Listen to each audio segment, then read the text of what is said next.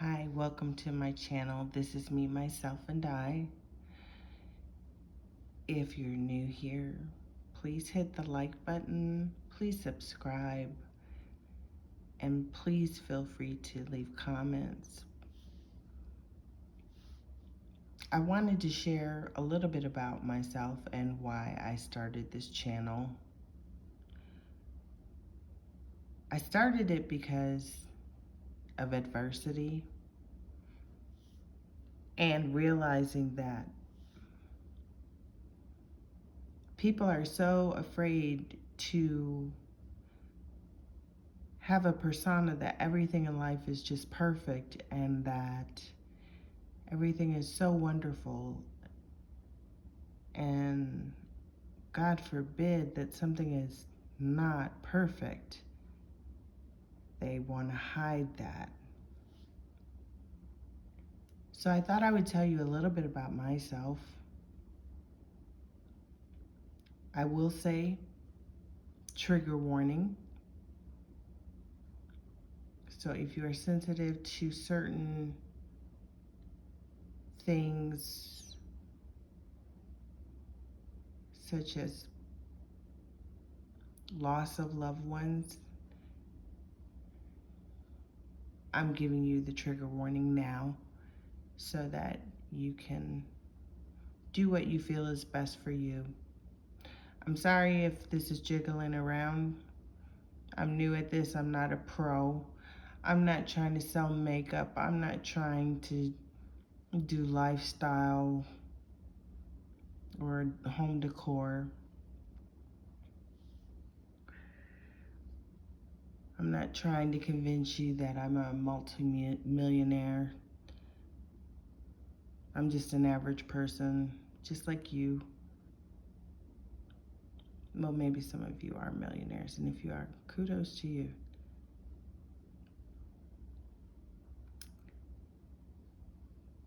But I'm an only child. And the last 5 years have been literally living on the edge. And by that I mean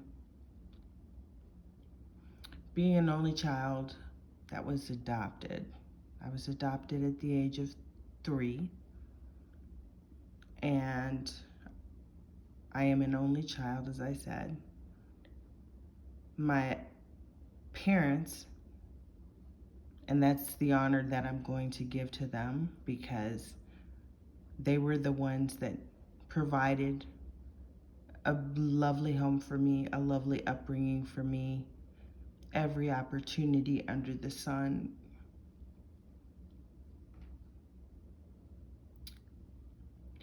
They took me from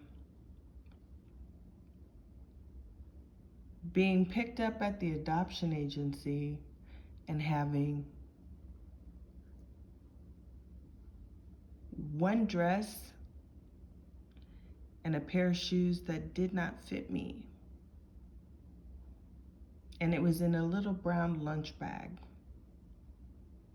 Now, mind you, at the time, they lived in the Midwest.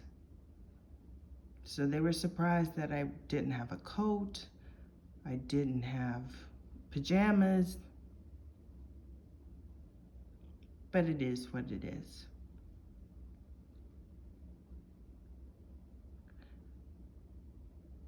Immediately, my life went from complete nothing to really not understanding the gift of people who genuinely love and would do anything in the world for you. People that have been through a lot of trauma don't trust kindness because they've dealt with so much deception and so much artificial friendships or people with motives that aren't honorable, that you question when people are being kind as to what the underlying factor is.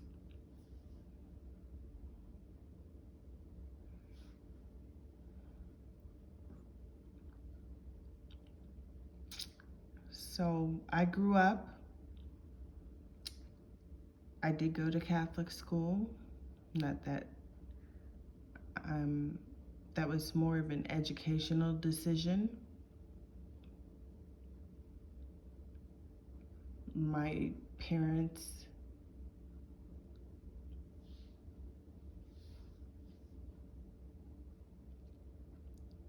always let me know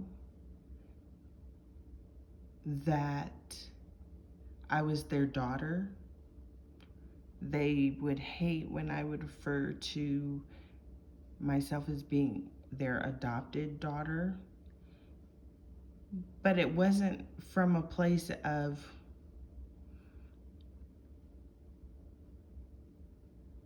trying to embarrass them. It was from a place of gratitude, a way of thanking them, until one day my dad said to me, "I am your father. You are my daughter. There is no adopted. You are my daughter. That is who you are."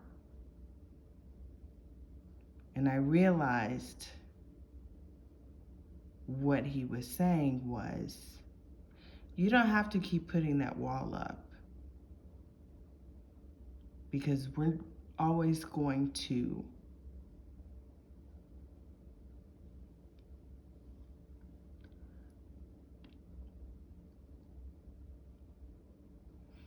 love you and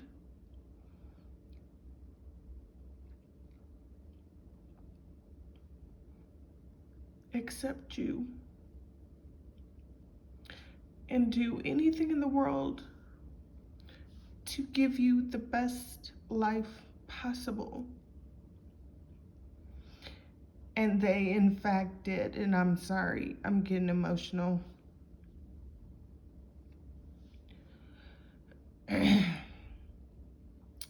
After I said this wasn't going to be a pity party. But I need to talk about what I've been going through.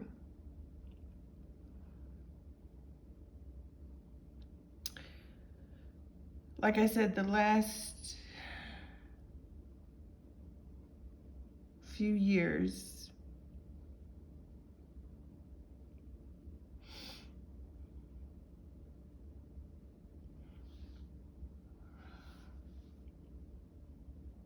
have been really, really hard. I don't know if I said that before or not, because when my emotions come, clarity kind of goes out the window. But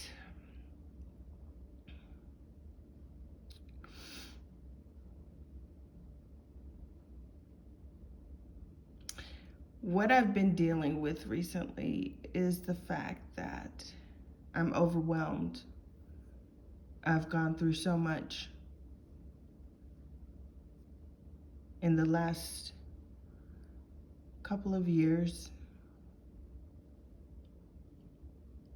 My family went from people that I love and I saw all the time and took care of and adored, and my dad was my absolute best friend, my advisor, my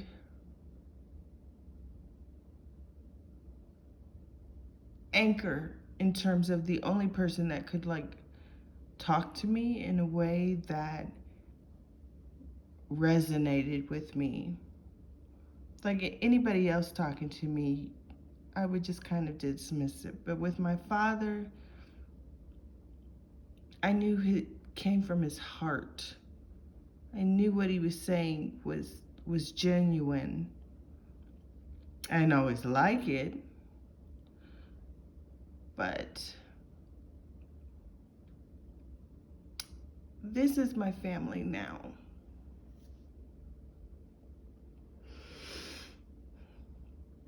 This is what I have left. There are no other people. No brothers, aunts, uncles, siblings. Nobody. This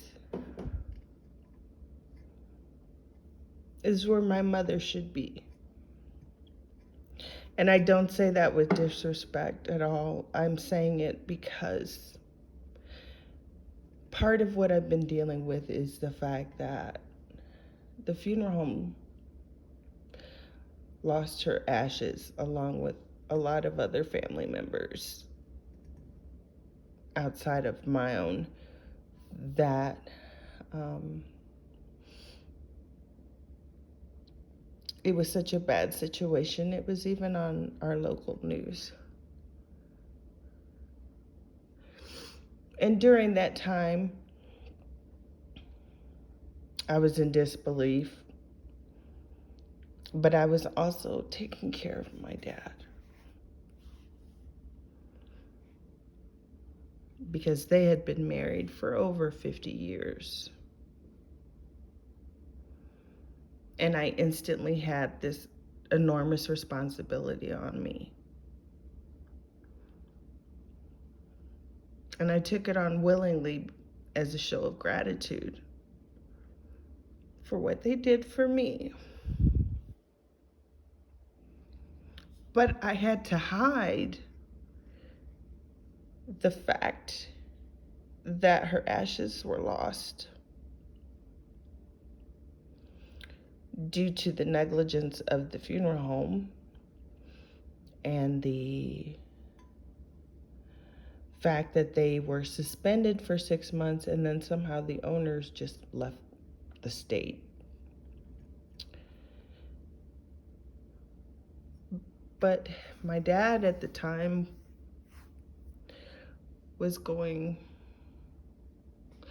through a lot of health issues.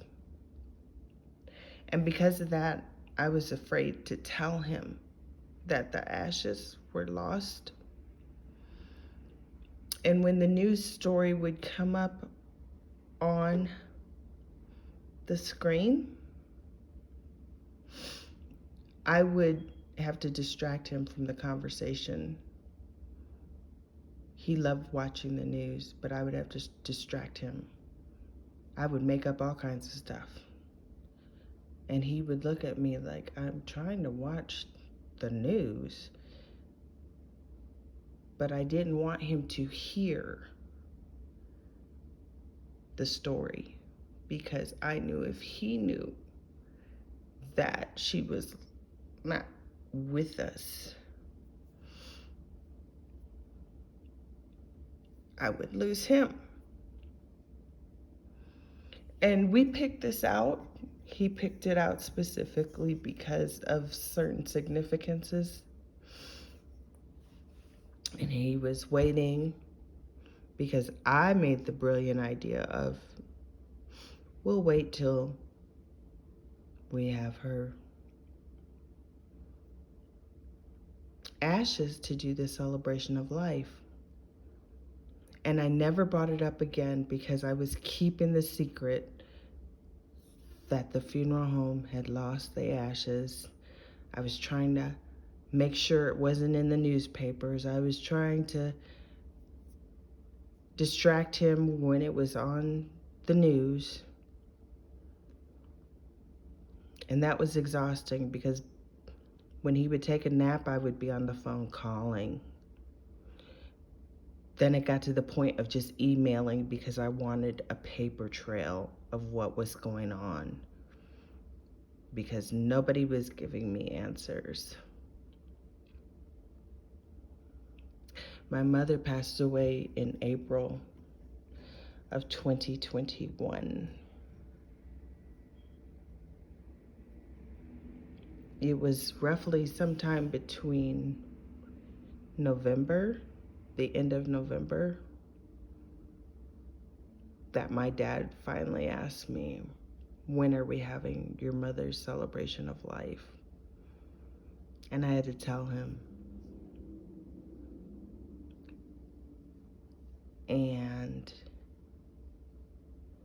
he got angry because he was saying, well, why didn't you tell me about this before? Why didn't you tell me? How do you tell somebody this? Mind you, my dad was 87 and not doing well.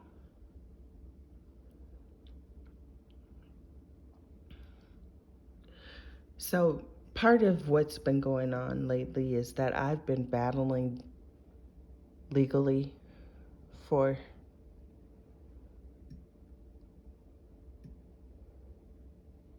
3 years now. In the meantime, I decided that I was not going to have my father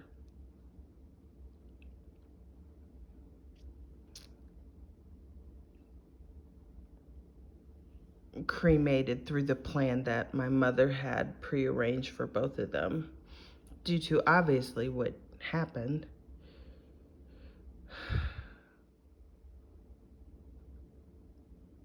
But then my dad started to decline. And from 2021 until 2022, every remaining person in the family, meaning my uncle, my aunt, and my cousin, passed away, including my mother.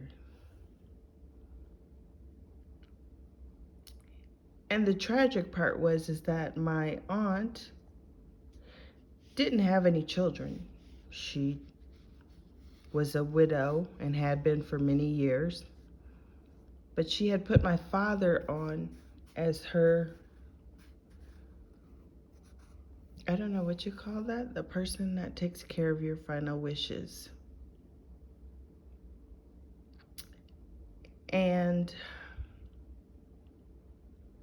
there were questions that I had to complete on a form, but I didn't know the answers because certain things about my aunt I didn't know, like her middle name, her exact place of birth, stuff like that. So I thought I'll be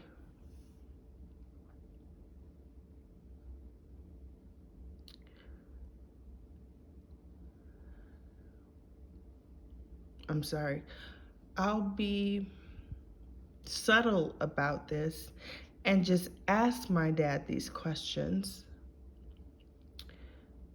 and he'll just give me the information. But he knew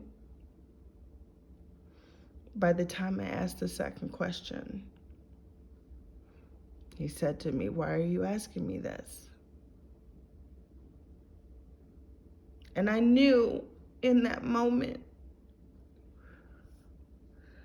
that when I told him that his sister had passed, that it was only going to be a matter of time before my dad would leave me.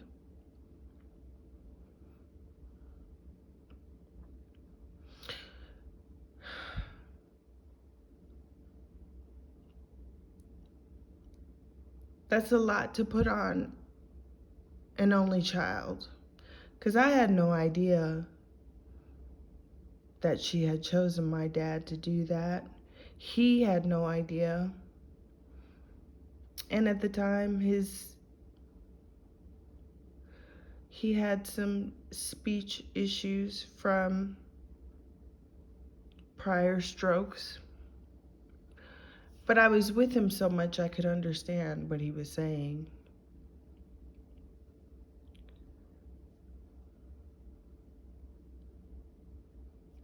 But it's hard when you have to sit alone beside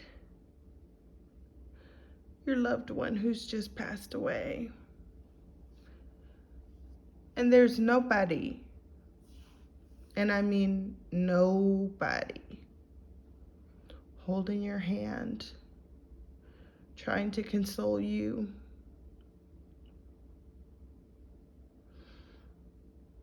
When I say it is so difficult, words can't even put it into proper perspective.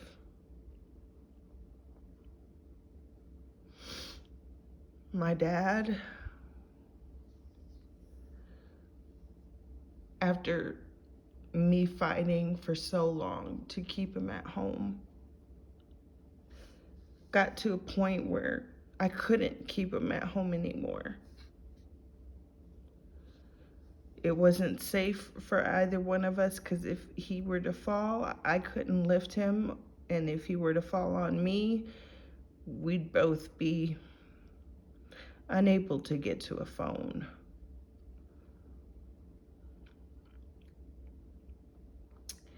And I had utilized the fire department to the point where the fire chief came out and said, "You can't keep him here," because I would call them to have them help me lift him or reposition him in his bed.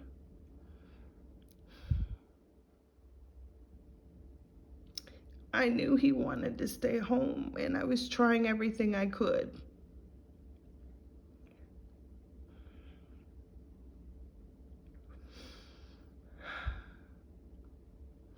Even with the home health aide that would come one day a week so that I could get just a nap for a couple of hours, because I didn't sleep well.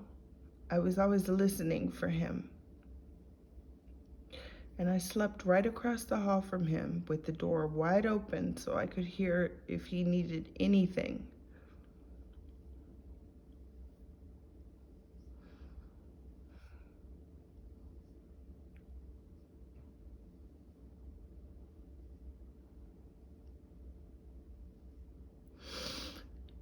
And one day he looked at me and he said, "I can't go until I know you're okay.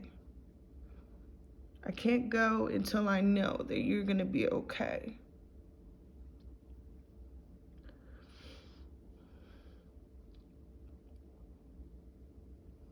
And at the time, I wanted to put on a brave face and say, "Yes, I'll be fine." But because we were so close, we did everything together. Some things I didn't want to do. I didn't want to learn how to fish. He felt it was necessary. I needed to learn how to fish. He spent so much time with me. Took me to art museums, took me to art fairs. But I would be focused on, like, let's get something to eat. I'm a little hungry. But he was more like trying to teach me about culture and what do you think the artist meant when he did this painting? Why did he use these materials? And I would be thinking, what is the purpose of delving into that when I smell funnel cakes and hot dogs like 2 booths over? But when somebody loves you, they learn you. When somebody loves you, they want you to have as much knowledge about everything in life that they can think of. And at the time, I thought it was the most annoying thing because, those teenage years, you think you know everything anyway. So you're like, I hear you, whatever. But looking back as a much more mature person, I realized he devoted his whole life to preparing me to be able to live in this world without him.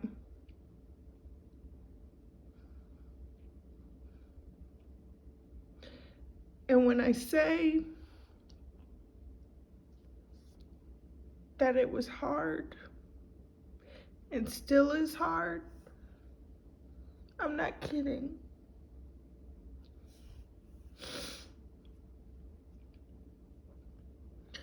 Even at his going home, I sat alone, literally, because everybody else in his age group is sick or had already gone. Nobody.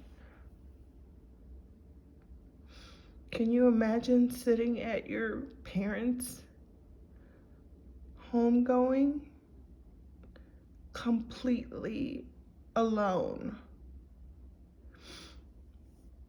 I'm talking not even a stranger, just nobody, just me,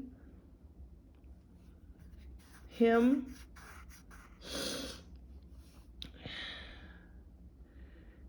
and someone who presented me the flag.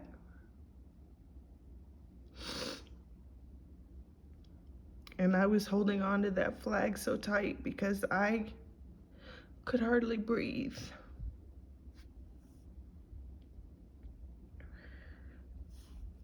It's been a lonely time.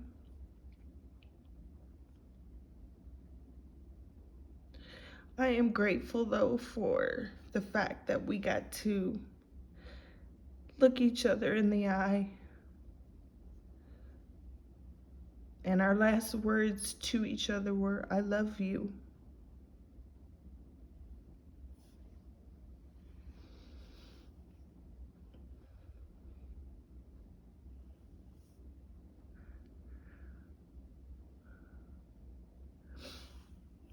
I would go up to the nursing home and spend 4 or 5 hours every single day to make sure that he was taken care of.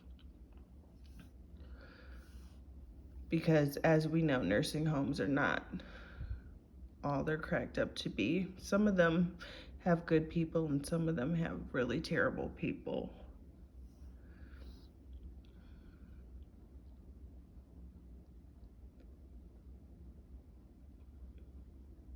And I remember I didn't go that day to see him because I had a terrible headache. And I had gone to the drugstore to get some Excedrin migraine. And I remember so many specific things. But it was roughly about 9 o'clock at night, and I was rushing to the drugstore. I came back, and as I'm pulling into the driveway, I'm thinking, okay, I'll take the Excedrin, try to get some sleep, and then I'll see my dad tomorrow. And when I say I was there for minimum of 4 hours to sometimes 6 hours a day, people thought I worked there. Even employees thought I worked there because I was there so much. And I'm also a CNA, so I know where they keep things, and instead of waiting for them to get around to it, I would just take care of it myself. And my dad would always tell me when I would leave at night, be sure you honk your horn so that I know you're okay. And I would be like, well, how can I honk my horn Do you know how far away the parking lot is from your room?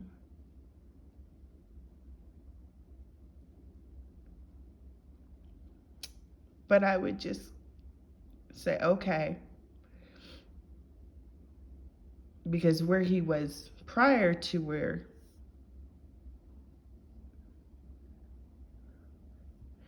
he ended up, which was the VA home,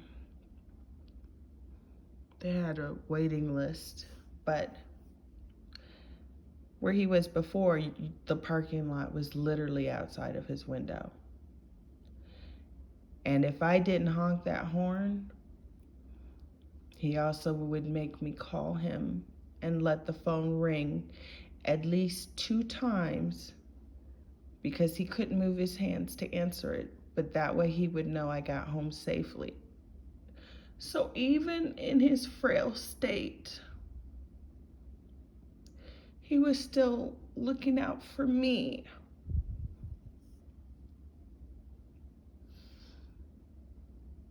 One night I forgot to honk the horn at the place before the VA home. And I came in the next day around 3 o'clock. And the first thing he said to me was, "How come you didn't honk your horn?" And I said, "Oh, I didn't even realize it." And he said, "You have to honk the horn." And I said, "Yeah, but it disturbs the other people that are trying to sleep." And he said, "I don't care. You have to honk that horn." So back to the VA home where the parking lot is literally, you couldn't hear anything from the parking lot. But I would say to him, "I honked yesterday." And he would say, "I know," even though he really didn't know. It was literally no way he could hear that horn.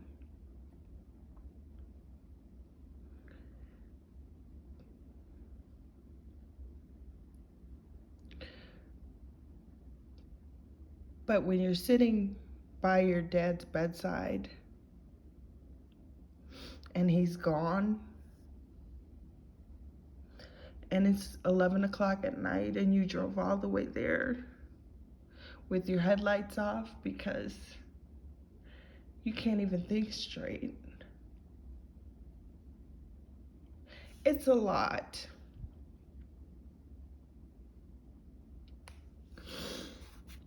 So, people, make amends. If you have issues with any of your parents, if you haven't talked to them in a while, now if they've abused you in some type of way, or something of that nature, I completely understand. But I'm talking to the ones that if it was something petty and it was about just being right, please put that to the side, because you can't go back when they're gone. There's nothing like sitting next to your parent after they've passed away. And a person said to me, complete stranger, said to me, "I'm so sorry for your loss. It must make you feel like an orphan." I didn't feel that way until they said that to me. But they had no idea that I had actually been an orphan. So I was coming full circle.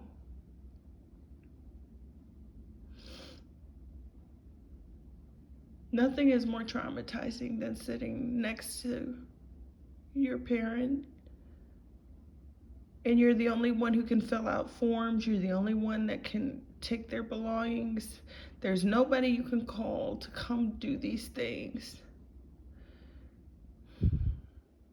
And all of the responsibilities of paying mortgages and paying the nursing home and paying all of these different expenses and trying to get your mother's remains and all the legal battles. It's been a hard road. And it got harder yesterday because I've been fighting for justice for so long, pertaining to so many things regarding my family, that I will be unhoused at the end of the month. And I don't blame anybody. It's my fault.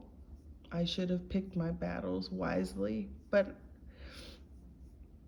I don't just sit and take disrespect, and I can't dismiss this because it's so unethical and so inhumane that I have to fight.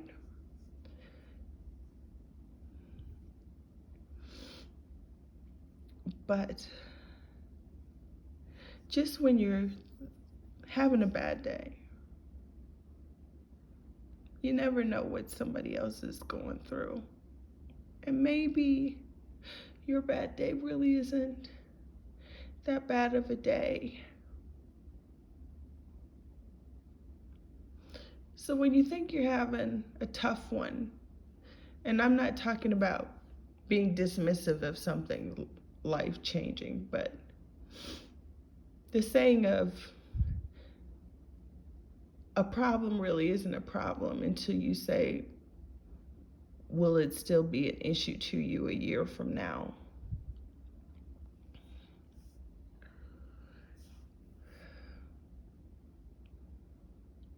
Just don't get caught up in the nonsense of life.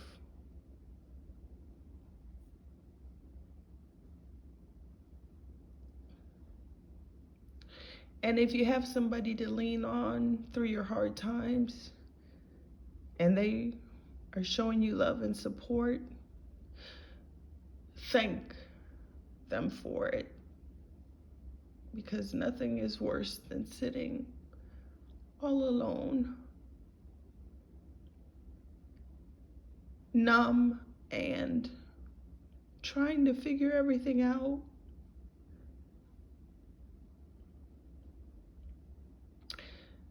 So that's a little bit about me. I think that's enough about me. I'm sure it dragged on far too long and half of y'all didn't listen to it, but that's okay. I had to get it out. But I hope you all have a great day. Love on your family. Love on yourself. Be kind to yourself. Take care, my friend.